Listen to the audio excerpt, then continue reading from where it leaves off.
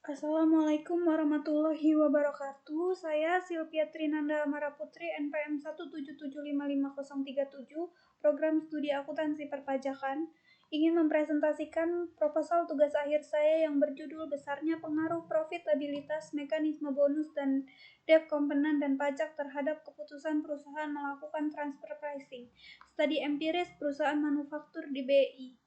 Dengan dosen pembimbing 1 Ibu Arti Ardita SEMSC AKT, dosen pembimbing 2 Ibu Normala SEMM AKT, dan dosen penguji Bapak Eksa Ridwansyah SEM BUS AKT. Dalam seminar proposal saya akan menjelaskan 3 bab. Bab pertama yaitu pendahuluan, bab yang kedua yaitu tinjauan pustaka, bab yang ketiga yaitu metode pelaksanaan. Dalam pendahuluan terbagi menjadi 5 bagian. Yang pertama yaitu latar belakang, yang kedua rumusan masalah, yang ketiga tujuan tugas akhir, yang keempat kontribusi tugas akhir, dan yang kelima kerangka pemikiran.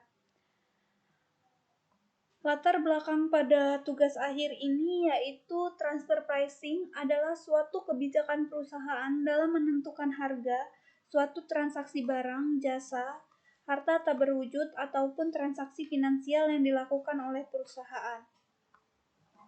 Transfer pricing biasanya dilakukan oleh perusahaan multinasional. Perusahaan multinasional tersebut melihat bahwa bisnis skala global memberikan kesempatan besar untuk berkembang dan juga memperoleh keuntungan yang lebih besar daripada perusahaan yang hanya beroperasi pada skala domestik. Dalam perusahaan multinasional terjadi berbagai transaksi internasional antar anggota divisi, salah satunya adalah penjualan, jasa, dan harta tidak berwujud kepada anak perusahaan atau pihak yang berelasi atau mempunyai hubungan istimewa yang berlokasi di berbagai negara, menurut Astuti 2008 dalam TESA 2015. Beberapa transaksi melibatkan afiliasi yang berbeda pada 2 yurisdiksi berbeda. Perbedaan yurisdiksi dapat menimbulkan masalah. Salah satunya adalah masalah tarif pajak yang berbeda setiap negara. Hal itu memicu perusahaan multinasional untuk memperkecil maupun menghindari pajak tinggi, juga pajak berganda. Optimalisasi pemungutan pajak di Indonesia masih banyak mengalami kendala yang menyebabkan pemerintah selalu menaikkan target penerimaan dari sektor perpajakan. Berdasarkan latar belakang tersebut, maka saya tertarik menyelesaikan tugas akhir tentang seberapa besarnya pengaruh profitabilitas, mekanisme bonus, debt komponen, dan pajak terhadap keputusan perusahaan manufaktur melakukan transfer pricing. Adapun rumusan masalah pada tugas akhir ini, yang pertama, seberapa besarkah pengaruh profitabilitas terhadap keputusan perusahaan melakukan transfer pricing. Yang kedua, seberapa besarkah pengaruh mekanisme bonus terhadap keputusan perusahaan melakukan transfer pricing. Yang ketiga, seberapa besarkah pengaruh debt komponen terhadap keputusan perusahaan melakukan transfer pricing. Dan yang keempat, seberapa besarkah pengaruh pajak terhadap keputusan perusahaan melakukan transfer pricing. Tujuan tugas akhir ini untuk mengetahui seberapa besar pengaruh profitabilitas berpengaruh positif terhadap transfer pricing, untuk mengetahui seberapa besar pengaruh mekanisme bonus berpengaruh positif terhadap transfer pricing, untuk mengetahui seberapa besar pengaruh debt komponen berpengaruh positif terhadap transfer pricing, dan untuk mengetahui seberapa besar pengaruh pajak berpengaruh positif terhadap transfer pricing. Kontribusi tugas akhir terhadap perusahaan. Tugas akhir ini diharapkan memberikan masukan kepada manajemen mengenai faktor-faktor yang mempengaruhi keputusan perusahaan dalam melakukan transfer pricing. Kemudian terhadap pembaca, tugas akhir ini diharapkan dapat menambah referensi untuk penulis selanjutnya sebagai media informasi dan pembelajaran. Dan terhadap penulis, tugas akhir ini menambah pengetahuan dengan memberikan gambaran faktor-faktor yang mempengaruhi perusahaan mengambil keputusan untuk melakukan transfer pricing. Kerangka pemikiran berdasarkan permasalahan yang ada, tugas akhir yang bertujuan untuk mengetahui seberapa besar pengaruh profitabilitas, mekanisme bonus, debt komponen, dan pajak terhadap keputusan perusahaan melakukan transfer pricing, maka kerangka pemikiran dalam tugas akhir ini seperti gambar yang berikut, di mana variabel X berpengaruh terhadap variabel Y, yaitu variabel X, 1 yaitu profitabilitas, variabel X2 yaitu mekanisme bonus, variabel X3 yaitu debt component, dan variabel X4 yaitu pajak, kepada variabel Y yaitu pengaruh terhadap keputusan perusahaan melakukan transfer pricing. Tinjauan pustaka terdiri dari dua bagian, yaitu landasan teori dan hipotesis. Landasan teori yang pertama yaitu profitabilitas.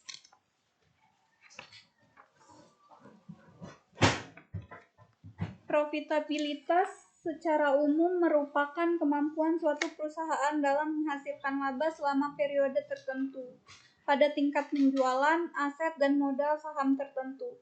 Profitabilitas suatu perusahaan dapat dinilai melalui berbagai cara, tergantung pada laba dan aktiva atau modal yang akan diperbandingkan satu dengan lainnya. Menurut Sartono 2010, profitabilitas adalah kemampuan perusahaan memperoleh laba dalam hubungannya dengan penjualan total aktiva maupun modal sendiri. Yang kedua yaitu debt component. Debt component adalah kontrak yang ditunjukkan pada peminjaman oleh kreditur untuk membatasi aktivitas yang mungkin merusak nilai pinjaman dan recovery peminjaman menurut Chopran 2001. Debt component diproyeksikan dengan rasio hutang. Dalam penelitian ini menggunakan rasio DER, yaitu perbandingan antara total hutang dengan modal saham. Rasio tersebut digunakan untuk memberikan gambaran mengenai struktur modal yang dimiliki perusahaan sehingga dapat dilihat tingkat resiko tidak tertagihnya suatu utang menurut Sunarto 2001. Yang ketiga yaitu mekanisme bonus. Mekanisme bonus adalah kompensasi tambahan yang diberikan kepada karyawan atas pekerjaan yang baik dan menguntungkan perusahaan. Bonus bisa digunakan sebagai penghargaan terhadap pencapaian tujuan-tujuan spesifikasi yang ditetapkan oleh perusahaan atau untuk dedikasinya kepada perusahaan. Bonus dihitung dengan menggunakan variabel dummy.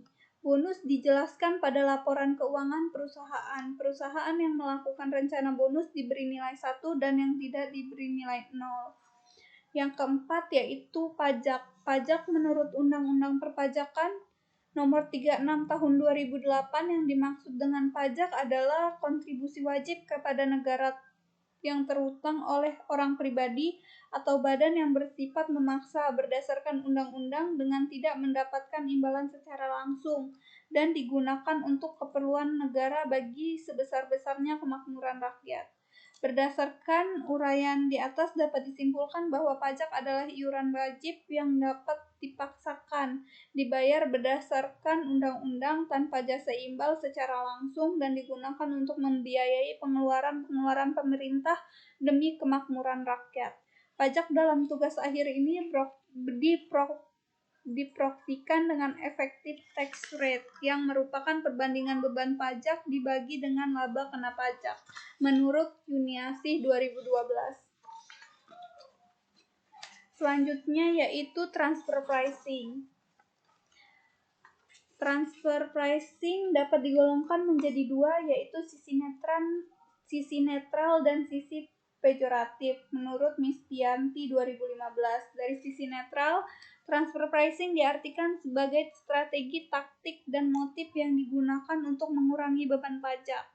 Transfer pricing adalah suatu kebijakan perusahaan dalam menentukan harga transfer atau transaksi barang, jasa, dan harta tak berwujud maupun transaksi finansial yang dilakukan oleh perusahaan.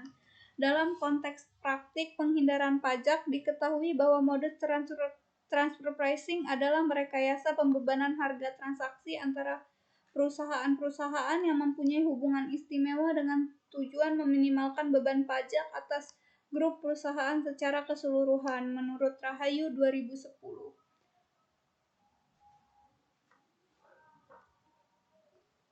Adapun hipotesis dalam tugas akhir ini H1 yaitu profitabilitas berpengaruh positif terhadap keputusan perusahaan melakukan transfer pricing.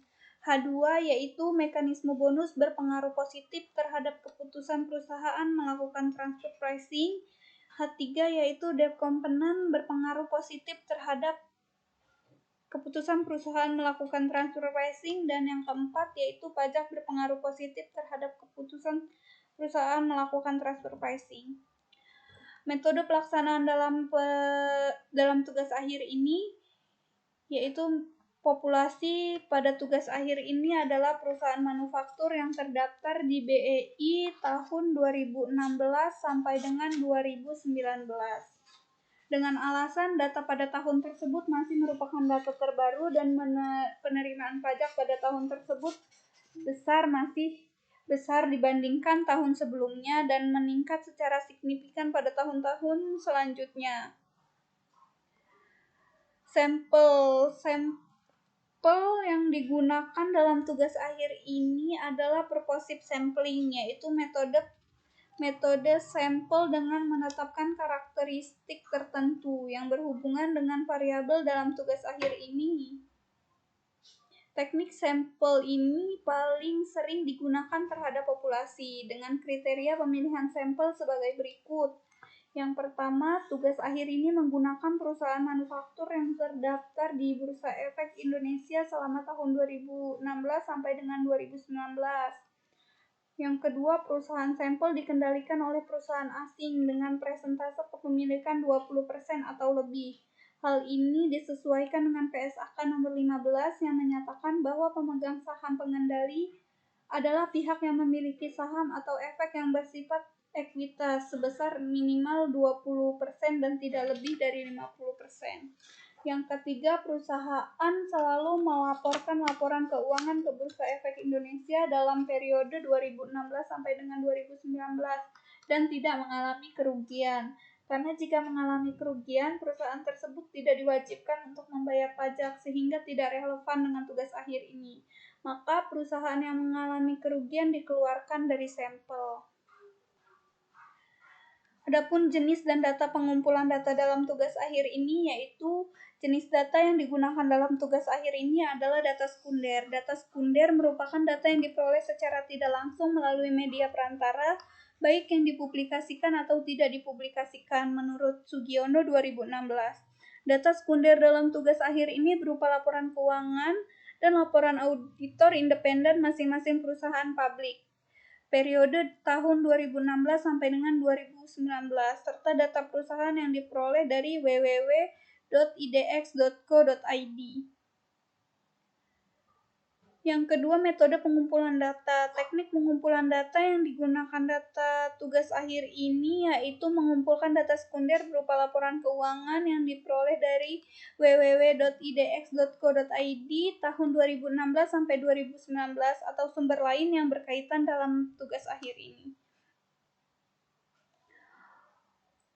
Operasional variabel tugas akhir ini termasuk penelitian deduktif yang bertujuan untuk menguji hipotesis melalui validitas teori atau pengujian aplikasi kepada teori tertentu. Ruang lingkup tugas akhir ini hanya membatasi pembahasannya pada pengujian seberapa besarkah pengaruh profitabilitas, bonus, debt component, dan pajak pada keputusan transfer pricing.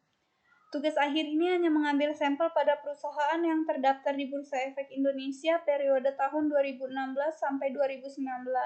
Untuk menguji hipotesis yang diajukan, variabel yang diteliti dalam tugas akhir ini diklasifikasikan menjadi variabel dependen dan independen. Variabel dependen yaitu variabel Y pada tugas akhir ini adalah keputusan perusahaan melakukan transfer pricing, dan variabel X atau variabel independen terdiri dari X1 yaitu profitabilitas, X2 yaitu bonus, X3 yaitu debt component, dan X4 yaitu pajak.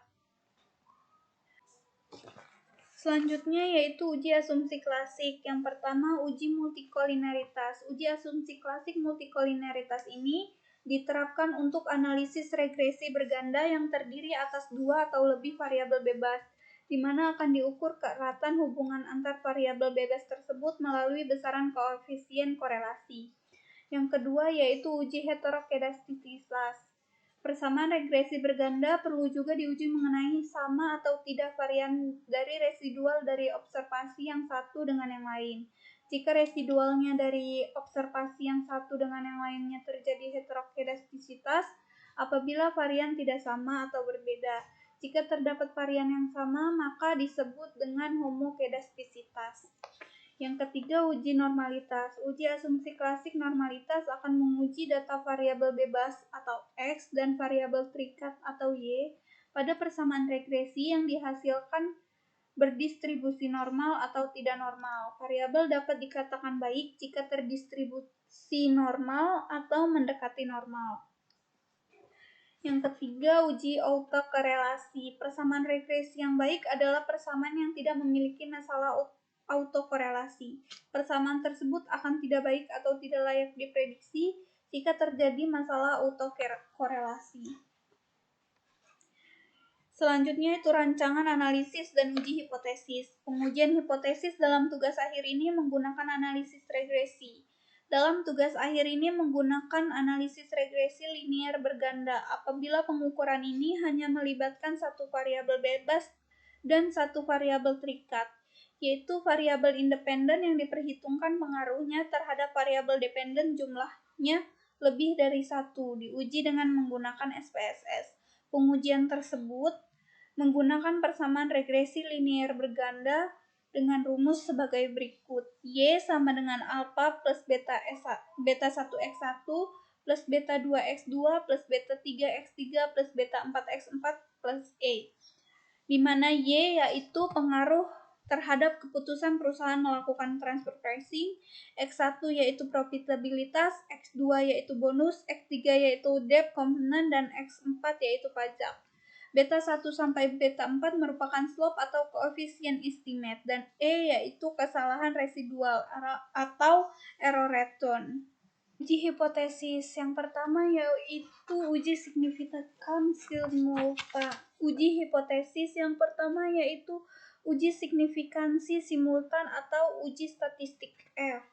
Pada dasarnya menunjukkan apakah semua variabel independen yang dimasukkan dalam model mempunyai pengaruh secara bersama terhadap variabel dependen. Jika F hitung lebih besar daripada F tabel pada tingkat signifikasi 0,05, maka terdapat pengaruh yang signifikan antara variabel independen terhadap variabel dependen, dan hipotesis dapat diterima.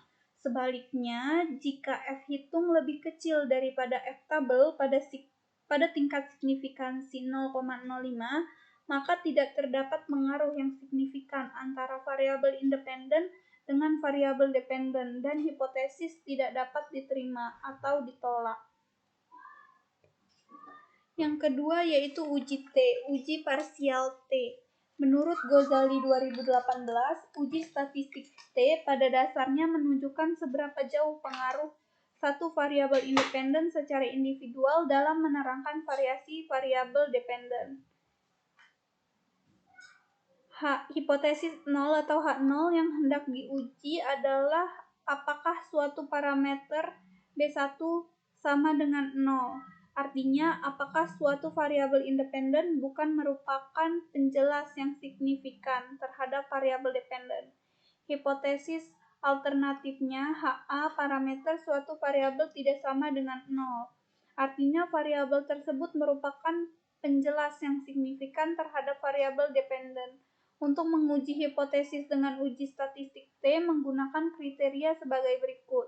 Menurut Quick-Lock, bila jumlah degree of freedom atau DF adalah 20 atau lebih dan derajat kepercayaan sebesar 5%, maka H0 yang menyatakan BI sama dengan 0 dapat ditolak bila nilai T lebih besar dari 2 dalam nilai absolut. Dengan kata lain, kita menerima hipotesis alternatif yang menyatakan 30 bahwa suatu variabel independen secara individual mempengaruhi variabel dependen. Membandingkan nilai statistik T dengan titik kritis menurut tabel. Apabila nilai statistik T hasil perhitungan lebih tinggi dibandingkan nilai T tabel, kita menerima hipotesis alternatif yang menyatakan bahwa suatu variabel independen secara individual mempengaruhi variabel dependen. Yang ketiga yaitu koefisien determinasi atau R2. Menurut Ghazali 2018, koefisien determinasi atau R2 pada intinya mengukur seberapa jauh kemampuan model dalam menerangkan variasi variabel dependen. Nilai koefisiensi determinasi berada di antara 0 dan 1. Nilai R yang lebih kecil berarti kemampuan variabel-variabel independen dalam menjelaskan variabel dependen amat terbatas. Nilai mendekati 1 berarti variabel-variabel independen memberikan hampir semua informasi yang dibutuhkan untuk memprediksi variabel-variabel dependen. Kelemahan mendasar penggunaan koefisien determinasi adalah bias terhadap jumlah variabel independen yang dimasukkan ke dalam model. Setiap tambahan satu variabel independen, maka R2 pasti meningkat. Tidak peduli apakah variabel tersebut berpengaruh secara signifikan terhadap variabel dependen. Oleh karena itu, banyak peneliti menganjurkan untuk menggunakan nilai adjust R2 pada saat mengevaluasi mana model regresi terbaik. Tidak seperti R2, nilai adjust R2 dapat naik dan turun apabila suatu variabel independen ditambahkan ke dalam model. Sekian yang dapat saya presentasikan, lebih dan kurangnya saya mohon maaf. Wassalamualaikum warahmatullahi wabarakatuh.